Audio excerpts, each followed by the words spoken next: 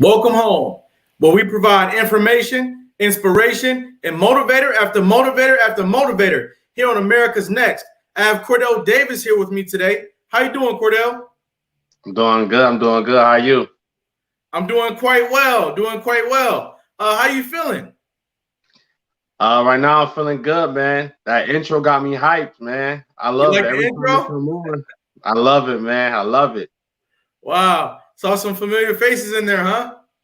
Yeah, it was some familiar faces, man. Guys kind of look just like me, you know. Yeah. You know. Hey, more about that later. Where you from? I was born and raised in Cleveland, Ohio. Okay, from Cleveland, Ohio. And what was that like for you? Oh man, huh? Where should I start, man? I come from a family, a bunch of wild ones, man. You know, Really? yeah, we hey, it's a lot. It's a lot to go in on. Where should I start? Okay. All in all, man, it's a proud place to come from.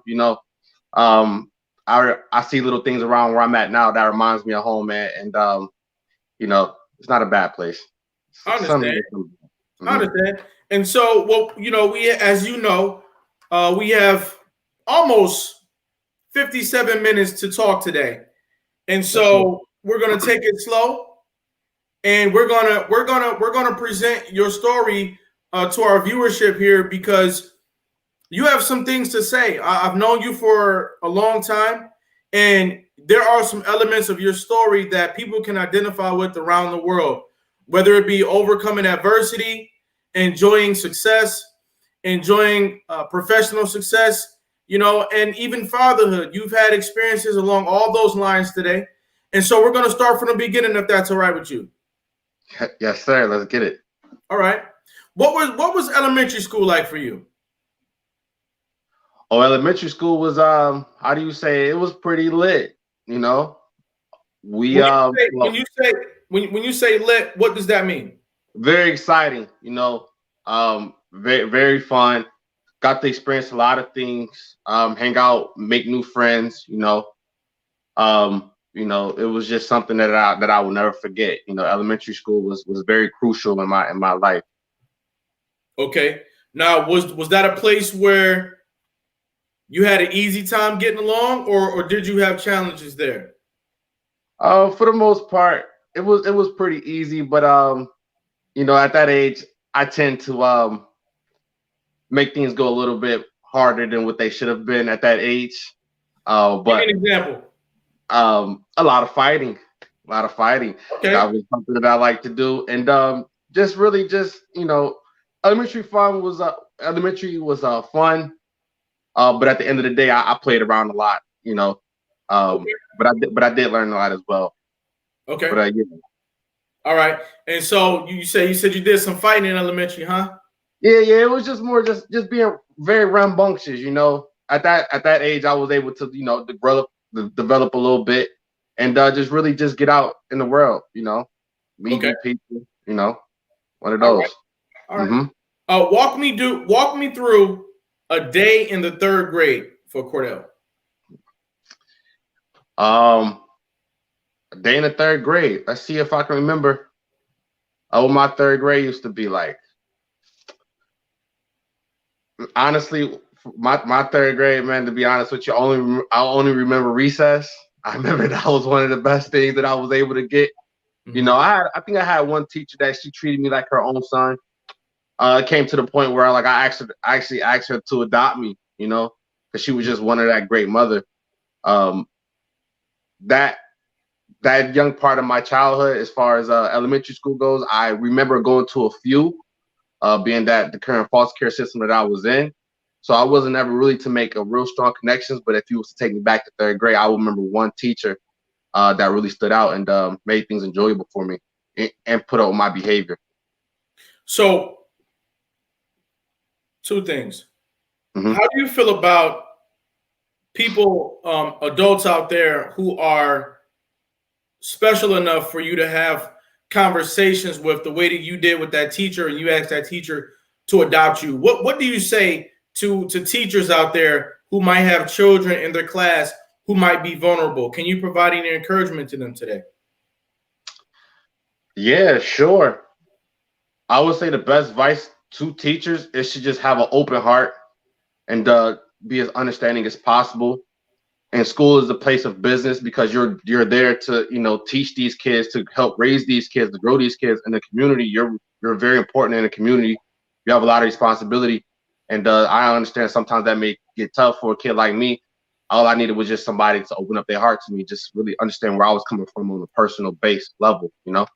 But there are some great teachers out there like that, and shout out to the ones that's out there. Absolutely, absolutely. And then you mentioned that you asked this teacher to adopt you, and why was that? What was the current circumstance that inclined you to ask this teacher to adopt you? It was just the love and caring that she showed me. It felt like I couldn't do any wrong. She was always very understanding of what I may have been going through, and then being in the foster care system, you always looking for that type of figure to hold on strong to.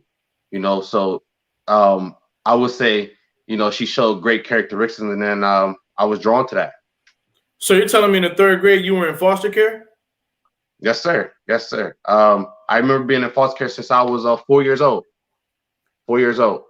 You went into foster care at 4 years old. Yes, sir. Yes, sir. How did that feel? How did that feel growing up? Did you know that you were in foster care? Yeah, I knew that I was in foster care. I at that age, before I remember going to foster care, and I remember my life before foster care. Nothing much really changed, except for the fact that my immediate situation was different. As far as my behavior, I believe it stayed the same, and that's something that we get into later. But it was different because I wasn't around my brothers or sisters. As much as I would like to. I do remember shortly me being around with my brothers when I first went in, but for the most part, foster care was it was different. It was just always my mother's coming to pick me up, so I ain't gotta worry about really being in this situation for too long. I'm not even gonna worry about it. I'm gonna just do what I do, and my mother to come pick me up. And unfortunately, that turned from me going house to house, well, us going from house to house to house. And what I remember about foster care is just not really being able to make a strong connection Wow. with my individual, and that goes for friends and family members. Wow. So you initially thought that your mother was coming to pick you up when you were in foster care. Yes, sir. Oh, guaranteed. I knew she was. Yes, sir. Okay. What? All right. Mm-hmm. And what was it that gave you that notion that, oh, my mom's coming to pick me up? And you talking about your biological mother? Yes, sir. Yes, sir. Okay. You thought that your biological mother was coming to pick you up or to take you out of foster care? Yeah, because the situation was, for what I led to believe, I was one of her favorites, and I didn't get in trouble for anything. I ripped and ran around the neighborhood. I remember I felt like my mother loved us so much. I would get in trouble in the neighborhood. Quick story. I ended up going to this guy's house, 3 houses behind our house.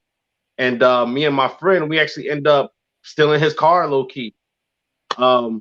We didn't have any keys or anything. And I remember the car being in type of back alley. And the car ended up going into park and rolled forward into the alleyway. It went in reverse? No, it was parked towards the street, and we put it in neutral, and it rolled forward, and it just stopped in the middle of the street pretty much. Okay. And I remember just thinking like this was the coolest thing ever. Pretty red Corvette, man. Pretty red Corvette. Wow. And next thing I know, I see my friend who's in the driver's seat. He gets out and starts running.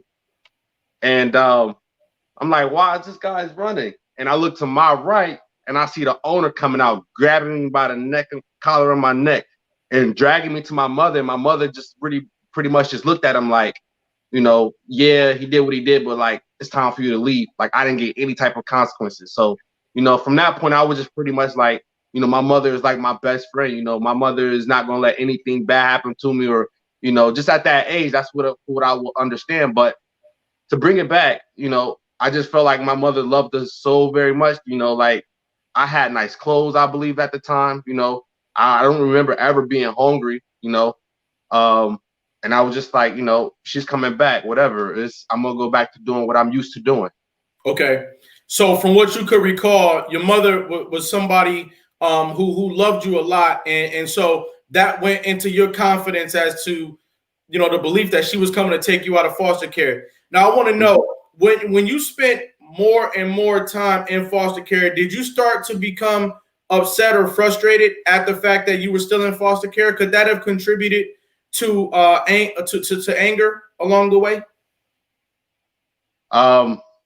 Yeah, I mean, of course, you know, as a whole, my foster care experience was not good. My mother ended up passing away while I was in foster care. Um, it was such a get out of here moment. You know, it didn't really hit until, you know, I believe like a couple years later. You know, that my mother was not coming to get us. You know, So but yeah, you, that definitely shaped. okay. So your mother passed away while you were in foster care. Yep. Where was your father at during this time? When I imagine a kid somewhere in a parking lot hopping into somebody's car and putting it in neutral, I'm thinking that his father should be running down the street. Where was your What dad at father? during this time? What father? Wow. You said what Yeah. father? Um, how did it feel growing up without a consistent father in your life during your first decade of life? Oh, and I didn't notice it. It was a out of sight, out of mind type of thing. You know, I felt like it was normal. You didn't notice that you didn't have a father and you felt like that was normal. I mean, I noticed it, but you know, it wasn't like I had a father since I was, and then one day it just up and left. You know, I never knew the guy. You know, so it wasn't really anything that I was to grow accustomed to, and then I'd be ripped away from me. So I Mhm. would say that, like, you know, not having a father definitely did some damage to my childhood because I definitely needed some guidance. But you know, at that time, I really didn't notice. Okay. Okay. And so are you moving from place to place in foster care, or are you pretty much in one place? Man, I had such a behavior problem that yeah, it was either me being a behavior problem or um just the foster parents. It was their time. They time was up. You know, they was getting off shift. It was time for me to go somewhere else. Wow. So Yeah, you essentially felt like cargo that couldn't be held for too long in one place. essentially, yeah. It was either you know, um, you go here for a couple weeks, a couple months, you know, and we'll go from there. You know, if you Wow. act up, be fine. If you act up and we can't handle you, you're out of here.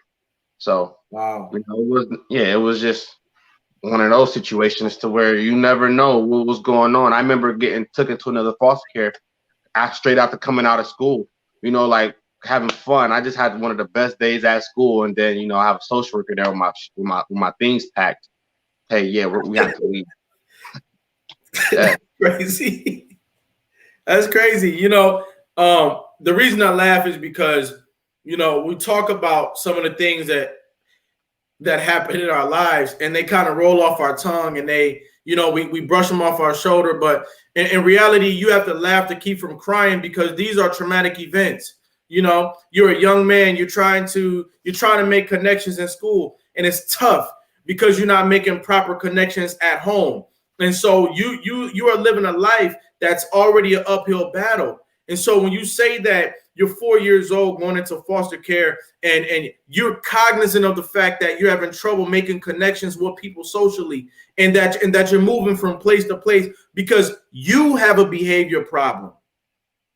I'm thinking people were having the wrong type of conversation with you from a young age. Why is it that you had a behavior problem as opposed to it being that adults needed to find a way to get through to you and to teach you some better techniques of dealing with what was really an understandable frustration? How yeah. important how important is it for adults to put the work into educating children as opposed to labeling them as bad children? How important is that? It's very important, you know, and I feel like my mother not being there was part of the problem because you know that mother, she's going to show you that unconditional love. You know, when that's not your mother, you know, there's a limit to the type of things that they can take, you know, um, and that's what I just have grown to realize, you know. But as far as being committed to being a great foster parent, like you gotta be able to go through the thick and thin, you know. There's no such thing as a limit when it comes to a child's future and the child's psychological development, you know, as far as handling their emotions and experiencing growth through your eyes, you know, it's like you gotta take that these are children, you know. Wow. We have a comment from an audience member, Kente, to hear. Very happy that you're here, Kente. He says, I work with foster kids. Sometimes they would act up and sabotage their opportunity to get a family. Why is that? Is that because they're scared to make a connection and be disappointed? I'm curious. Can you speak to that? Um, he said some kids will act up to sabotage the opportunity to get a family. Um, hey, I have seen that before. Um, and good to see you, Tyre. Hey, sometimes kids are cognizant that they do not want to go anywhere. You know, they've been so tired of moving around, moving around, moving around. It's like, hey, I'm done with it. You know, I finally found something that I want, you know, and I'm not leaving it. You know, forget what the social workers say, forget what the county says, you know. This is what I'm going to do and this is what I'm not going to do. So yeah, it's just something that's just I feel like it's just a level of understanding that you say I'm just tired of it, you know. Why should I have to keep going here? Why should I have to keep switching schools? Why should I have to leave one of the best teachers of my life? You know what I'm saying? Why should I have to leave this school that my best friend stopped me from getting bullied? You know what I'm saying? Now I gotta go and find, you know what I'm saying, a so-called peace all over again. Why should I have to put myself through that? So yeah, I believe that's one of the main reasons why kids sabotage themselves having a family. Mm-hmm. You know? Sounds like, it's hard to make connections when you're busy asking yourself why, and a 4-year-old or a 5-year-old or even a 10-year-old shouldn't have to keep asking themselves why. And it sounds like one of the main things that you were preoccupied with as a young man was trying to figure out why your life was going the way that it was going, and why, you just got moved to another home when you came home from school. I think why is a very tough question. Ask a kid why they did something next time you get a chance and see if it's an easy question for them or a tough question. I think why is a tough question for a child, especially when you're growing up in foster care. Now, Cordell, how did this translate for you, all of this circumstance? How did it translate for you as you transitioned into middle school? What's happening in your life? Can you paint that picture for us? Hey, middle school was cool. I actually was adopted. By the time I hit middle school, by a family in Akron, Ohio. Okay. They showed me some of the best life that I can imagine. I wasn't worrying about, who's going to be, abusing me. I wasn't worrying about if I was going to eat. I lived in a clean house for the most part. I had pets. My mother was one of the best cooks that I can ask for. Thank God. Because some of the meals I used to have to eat was disgusting. Can you talk about? You just said two things that were pretty explosive just now. You said that you experienced abuse. Yeah, while you yeah. were in foster care, and you said that some of the meals that you ate were unconscionable. Explain that. Honestly, just to be straightforward to the audience out there, y'all know what the foster care system was like in Cuyahoga County. Hold on, I got to stop you. Respectfully, there are a lot of people out in our community. So let me explain. They don't know what's going on in foster care. Let me explain to you. In Cuyahoga County, you was more or less like a paycheck. There was some foster family that was great for you at that time, but some of the time you were just a check, so you received the bare minimums. And then if they were tired of the bad behavior, then you got popped. You got you got beat, and then told don't say anything about this, like So you why? got abused. So you got hit and beat in foster care, and they told you not to say nothing about that. Oh yeah, that was like one of the things you don't do, you know, um, because I honestly it's weird to say, but in the black community, hitting the kid, disciplining the kid is normal. Is That's what beating it is was. It beating was just is beating a kid normal? yep. At that time, yep, it was. From my understanding, that's what happened. That's what I've grown to believe. That saying getting beat was part of being a kid. You know, Wow. yeah. That's unfortunate because Hmm. getting beat should never be a normal occurrence. That's not something that we should see as a normalcy across an entire community. And for our viewers out there who may be of a certain age or of a certain mentality, I understand that all does not apply to every.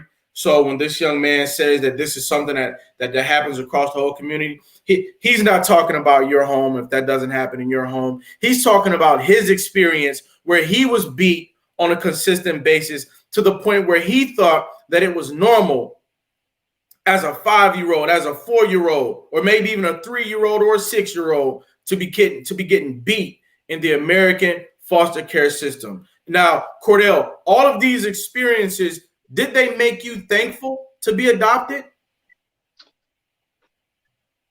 Yeah, I would say that I was thankful for the most part. Um, Being adopted, like I said, was cool. I was able at this time. I'm almost I'm going into my preteen years. Okay. And that comes with I'm I'm Puberty. um I'm experimenting. Yeah.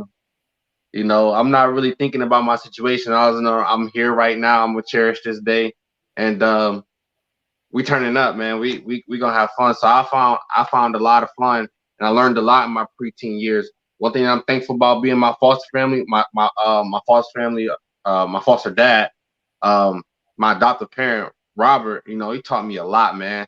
Like I was what? just thinking about it the Give other us day, some man. lessons. Like the skills that I have that he taught me, Okay. man. A lot of people, a lot of friends that I have today don't have those skills. I know how to cut grass. I know how to landscaping. I know how to like hustle, just get small change. My big brother taught me how to hustle at a young age too, big time. But I learned a lot of skills as far as taking care of a household. You know, um, he got me into sports. I became really good at basketball. I was good at football. You know, um, he taught me a lot of great things. So Um, you went from a traumatic environment to a reality where your mother is a great cook, and I assume she's not only cooking dinner, but she's making dessert on a regular basis because you said she's such a great cook. And then you have a father who is teaching you things in the garage. He's teaching you things in the yard. He's putting you in sports. And so, it seems like at that time your mind started to open up and you started to gain a more well-rounded view of life and what you could become in your life. Is that correct? yeah, I definitely see myself going to the NBA.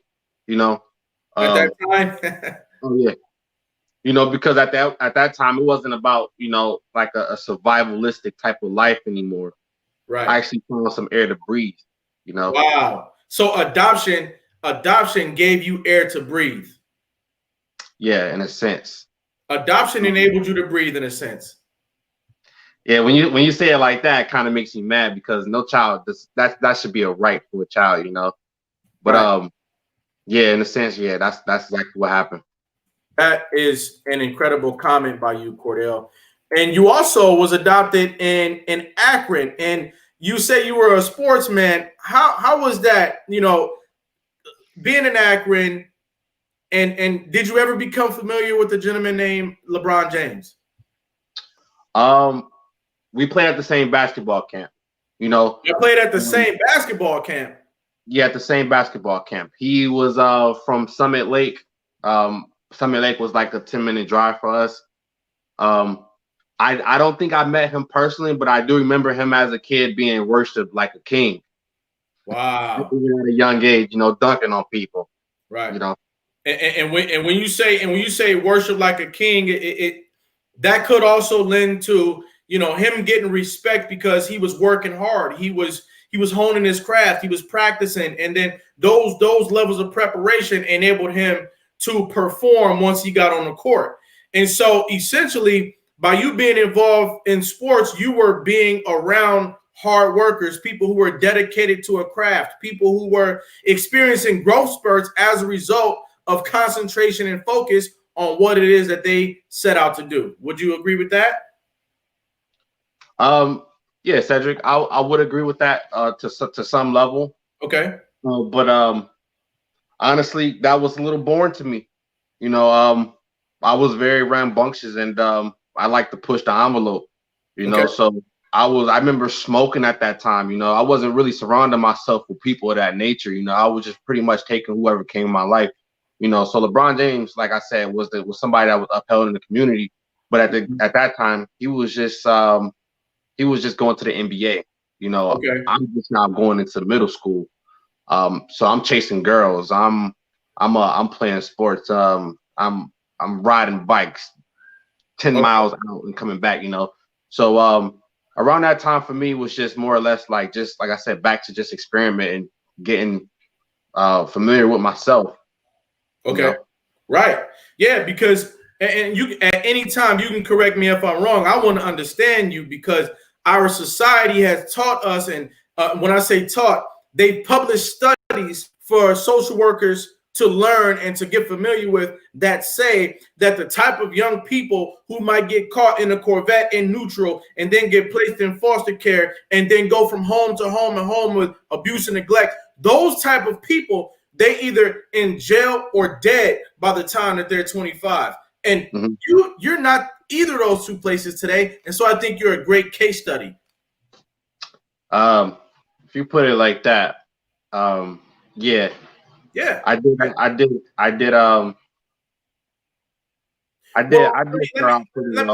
Let me place context around what I'm saying. I understand exactly what you're saying. You know, I am an example that I want to lead by. I do feel like I have the right to to share my story and let people know that, you know, sometimes you may feel like you're at the rock bottom or there's no help for you. You know, keep your head up and keep pushing forward. You know, what helped me out as far as developing as a child and as a young man is just being self-aware, man. You know, being able to rely on my own self, you know, as far as mentally, you know, making sure that I'm on point. You know, hey, I don't always have I may not be always able to have help, but at least I can help myself as much as possible. Having that mind frame took me to a whole nother level. Absolutely. Ladies and gentlemen, we're talking to Cordell Davis. This man is knowledgeable about his experience. He's very self-aware, and he's sharing a story with us that can be related to by young people and young adults all across the world. We'll be right back after a brief message.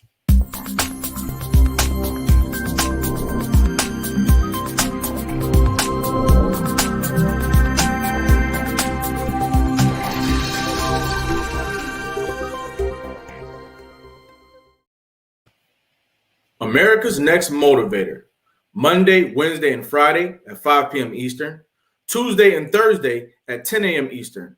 America's Next Motivator, hosted by me, Cedric Riley, and sponsored by the Pride Empowerment Network.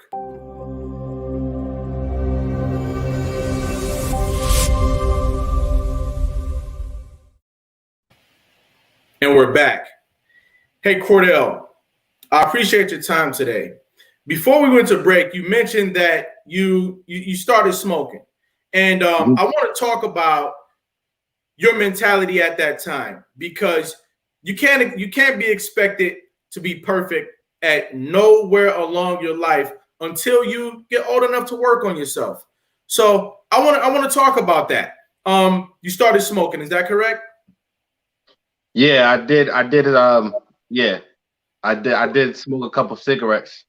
Now, Yeah, I now, did. now, did you do that because it was something that you saw your parents do back in the day, or you saw people doing and you just wanted to get involved? Was it other kids Yeah, doing it man, at first? that age, I wanted to be grown, man. I wanted to be grown. Wow. I think that's true in a lot of kids. They want to be grown. They want to be older than what they are. I remember as a young child, just seeing people smoke. My mother smoked. Everybody around me smoked. I'm talking about in the car, without the car. Back in the '90s, that was normal. Nobody really was, self was conscious about, what I'm saying, poisoning kids' lungs and, smoking around them. It's not like how it was today. Like I don't even let none of my friends smoke around none of my kids. You know what I mean? When I did smoke, I wasn't smoking around my kids at all. I don't like that.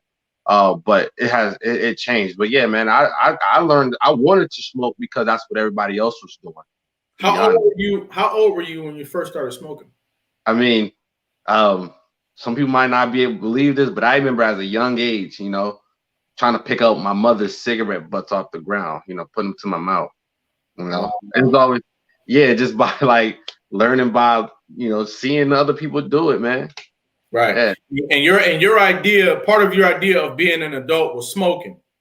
But I really picked up smoking or embraced the smoker lifestyle um at around like 12 years old, you know, just, Okay.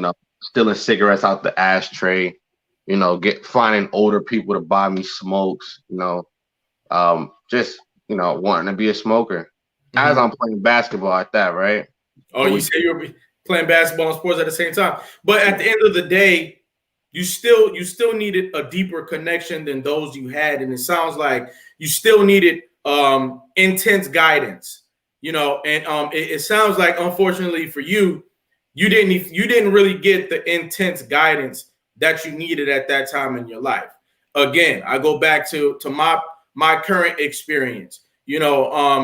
I plan on making it real tough for my sixth grader or even first grader to wander anywhere outside and pick up a cigarette and smoking it, because I'm going to be keeping track of their every move and helping to guide them along the way. That is the extent of guidance that you didn't have the luxury of. And so now I want to know, at what point did you start thinking about growing up? At what point did you start thinking about, making better decisions in your life? Was it at that time or was it years later? um, I would say, yeah, in my teenage years, it really hit me that I need to be able to prepare for my future. That, I really need to start thinking before I act. And yeah, I would say like my mid-teen years, um, just not being anybody. I actually went and back into placement after I turned 12 years old, just committing crimes, um, just being I would say an un being acting wild, man, pretty much. I actually end up going back into juvenile detention, Right. some time. So I want you to take a minute. I want you to take about 60 seconds and talk to a young man out there who's constantly getting in trouble. They've been labeled a bad kid, and they just can't seem to get out of that behavioral rut. And they need some encouragement today. Can you talk to them, please? Um, I think about this all the time, while I was in placement. When I was around when I was around, 12 to like 18 years old, was very tough for me because of decisions that I made. Back in those times, I blamed everybody else for my decisions, blamed everybody else for my mistakes. It was never something that I had a responsibility for, you know. And as a kid, you're always thinking about somebody taking care of you, somebody taking care of you. Well, it's your fault that this is happening to me. So you automatically not accustomed to taking responsibility for yourself. How can you? How can you take responsibility for yourself when you don't take responsibility for yourself? And at that young age, when you're around people who don't have your best interests at heart, you know, you have to step up and realize, I have to take responsibility for my own actions. And that's is what's going to get you to, your 18th birthday, your 19th birthday, is really being able to step yourself up and tell yourself, this is what I need to stop doing. This is what I need to look forward to. This is what I need, good and bad, you know. thankfully enough for me, while I was in placement, I had a few mentors that actually helped me push me along the way. But a big part of just growing and developing was just taking accountability, man, which is so hard to do. People, you have your egos, can't nobody tell you nothing. You think you know it all. At some point in time in your life, you got to realize, what you're doing now will affect your future, good and bad. And that's such an important thing to have as a teenager is, what is my life going to be like in 10 years? I know you hear it all the time, you got your elders say, what do you see yourself in 5 years? What do you see yourself in 10 years? Like, that's like one of the craziest, most worthy of question for an older person to tell you, to ask you. And you should, as a young man, work on and focus on having that, because that's such a very important thing coming up, is knowing where you want to be at a young age, know where you want to go, man, good and bad. If you want to live that bad lifestyle, if you want to be, somebody that's in jail their whole life and, risk losing their life every day because that's what you want to do, then nobody can stop you from doing that. But if you see yourself as being someone who's around for a long time and able to, influence people for the better, it's time to really step yourself up and tell yourself and make yourself see yourself in 10 years, 10, 20 years, man, and keep your head up. Stay positive. Got a plan for decades down the line, right? Got to, man. Got to. That's the one thing that will really help. Right now, let's say, I mean, you might be in placement right now. You might be in juvenile detention right now. You're around a bunch of kids who don't see themselves in the future. You want out of that situation, you got to take yourself up out of that, man. You got to stop associating yourself with people that's negative. If you want something positive, you gotta place yourself around positivity. If you believe you're a product of your environment, man, it's up to you to change that environment, hands down. And that's something as a young person you can take responsibility for. You know what I mean? You have the choice. You have the ability to do that for yourself as a young person. Wow.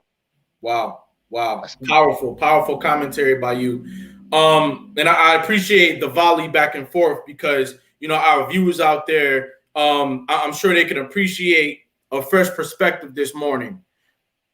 Can you talk about the role that mentors play in your life when you start to gain a vision in life? Because you were saying that you had mentors along the way that began to help you out, and that vision was a very important key for young people who might be troubled right now to develop. So can you talk about the role that mentors play in you developing vision in your life?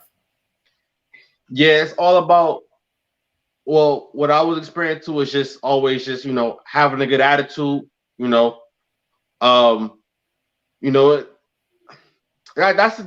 a really good question. I can really go in on that, but I'm gonna keep it as simple as possible, because when these lips get the going, man, they get the going, man. I gets it. That's fine. But what did a mentor do for you that helped you to open your world up? Did he take you fishing? I would say the most important thing was just having that understanding. You know what I'm saying? Just understanding that, you make mistakes. Just because you make those mistakes doesn't mean that you're going to be trash in the future. You're allowed to make mistakes. As long as you learn from those mistakes, then that's what gets you to the next level. That's what motivates other people, to follow in your footsteps, is being able to get knocked down and come back up. Wow. There's nothing more important there's a teacher. One of the best feelings the teacher can have is seeing one of their lowest grading students become one of their highest grading students. Did that happen for you? Yes, plenty of times, man. Just snapping in, just focusing, bro. I don't know how it happened. I don't know exactly how it happened, but yeah, I was one of those kids who got motivated and was able to, get some good grades, just coming up.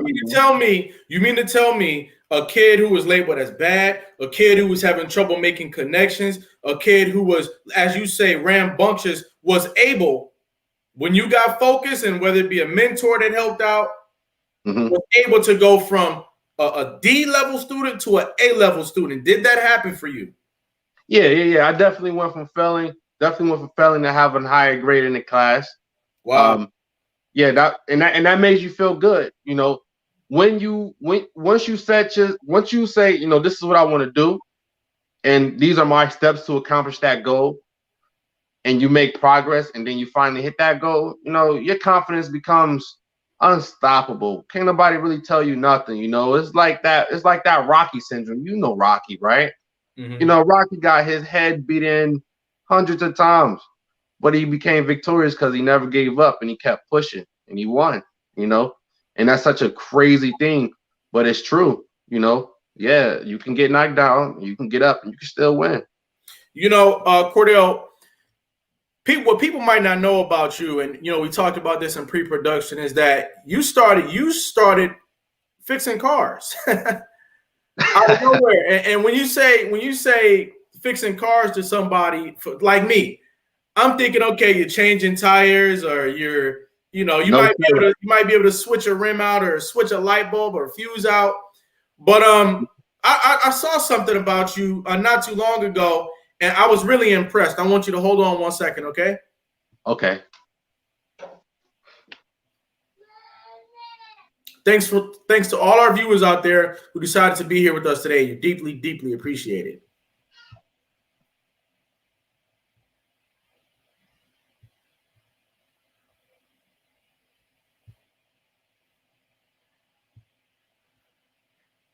Supposed to be one bearing. This is supposed to look like this. This was a fork off the pressure plate. But as you can see in here, you got a lot of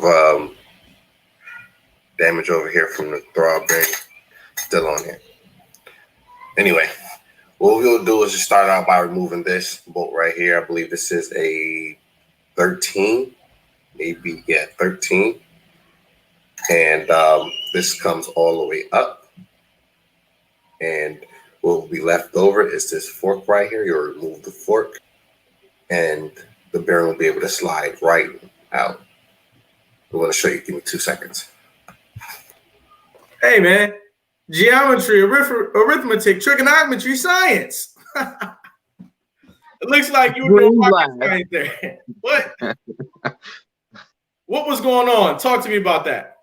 Man, one time, listen, as a kid, I had a lot of behavior problems, and a lot of doctors and social workers said that I had ADHD. Okay.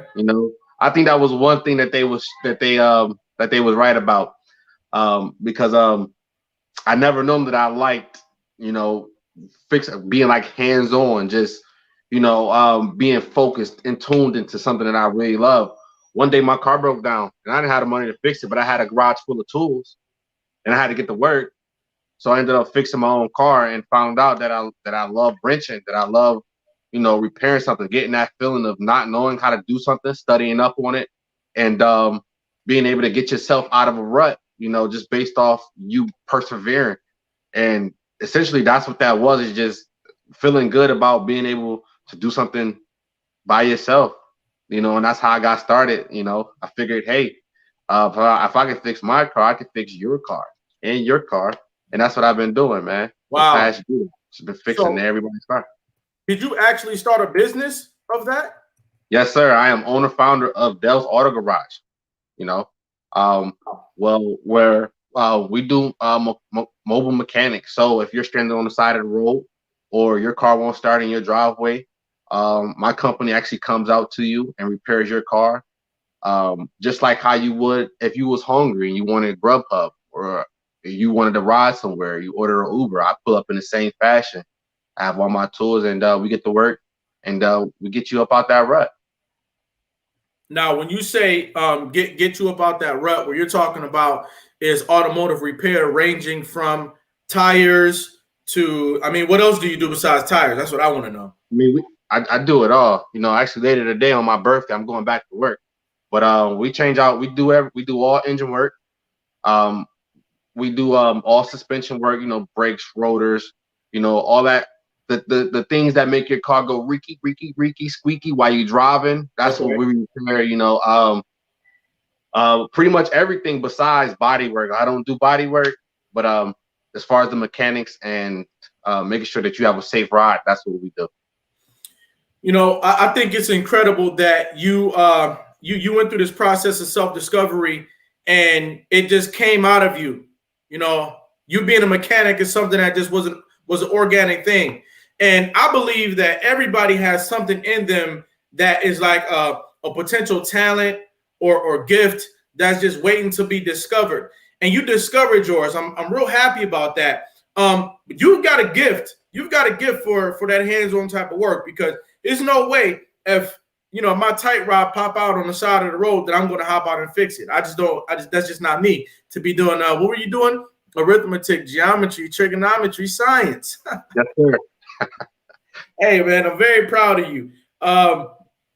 So this is his business, Dale's Auto Garage, and look forward to seeing more videos from you on YouTube. I think that when you decide to take content and put it on YouTube or put it on the internet, you're getting into the future. Everybody has to begin to go virtual, and you're already on that wave. So I'm quite proud of you.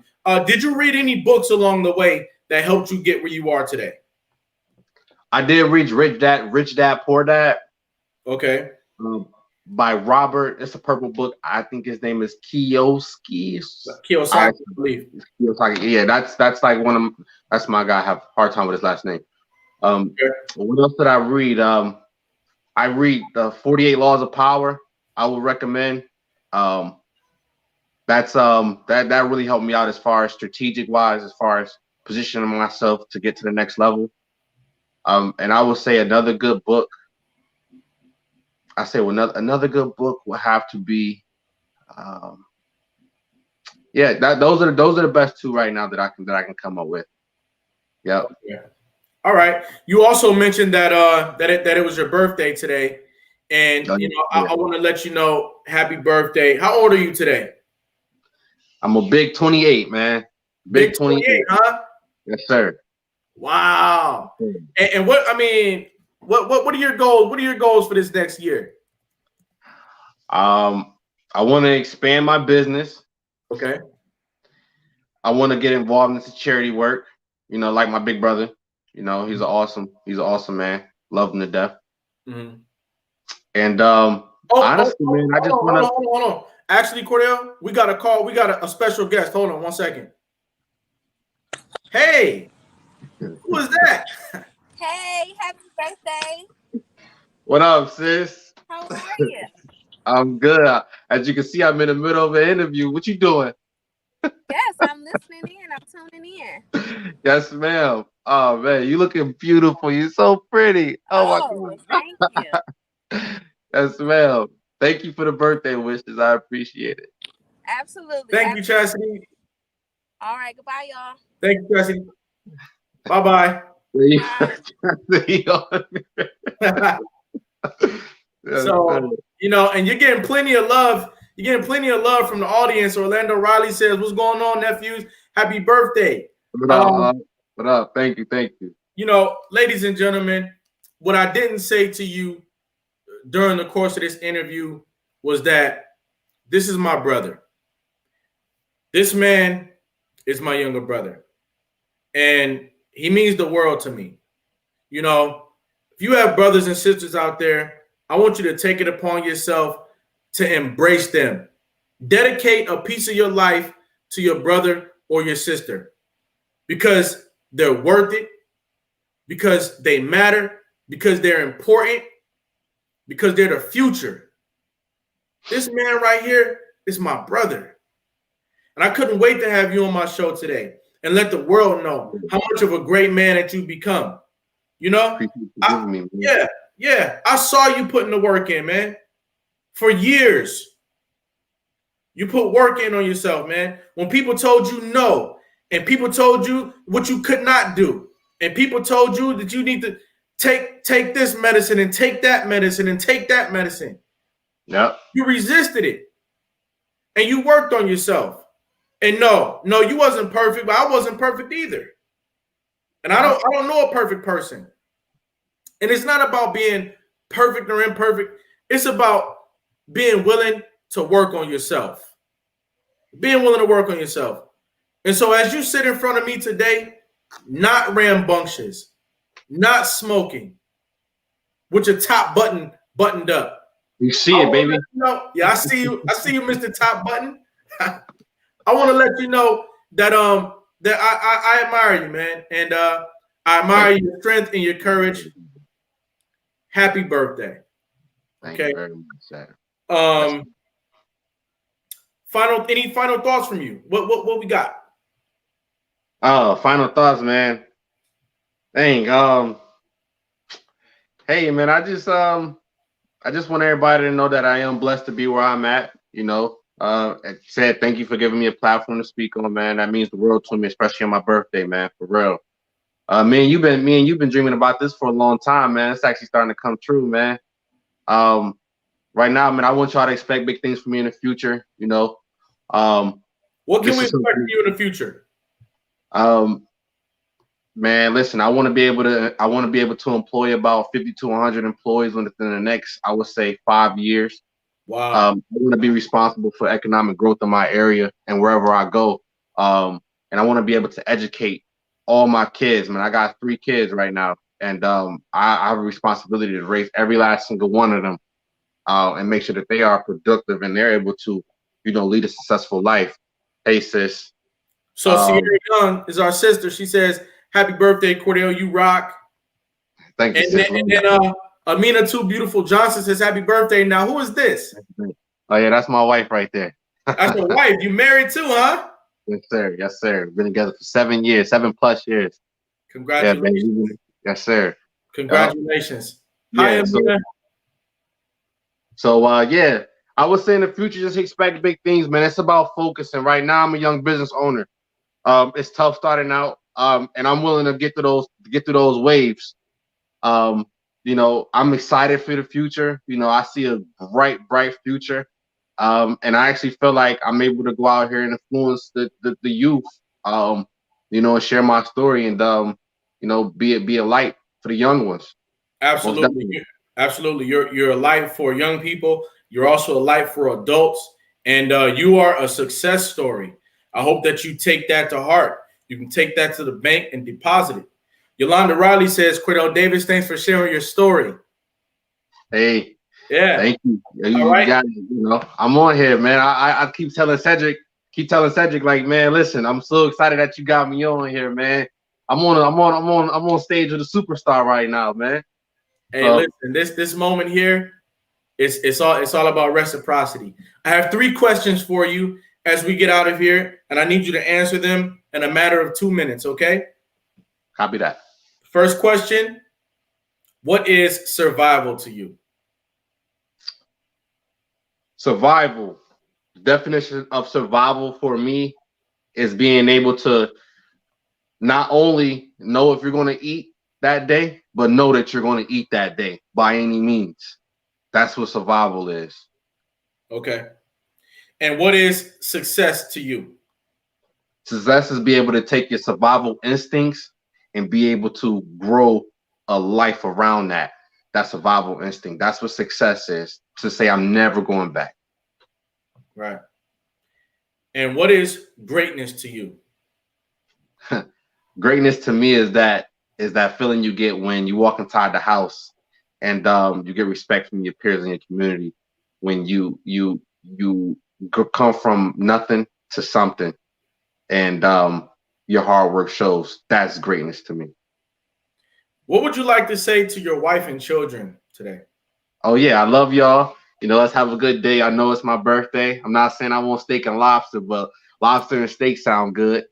And you know, yeah, let's have a good day. You know, I love y'all to death, and let's keep this train moving.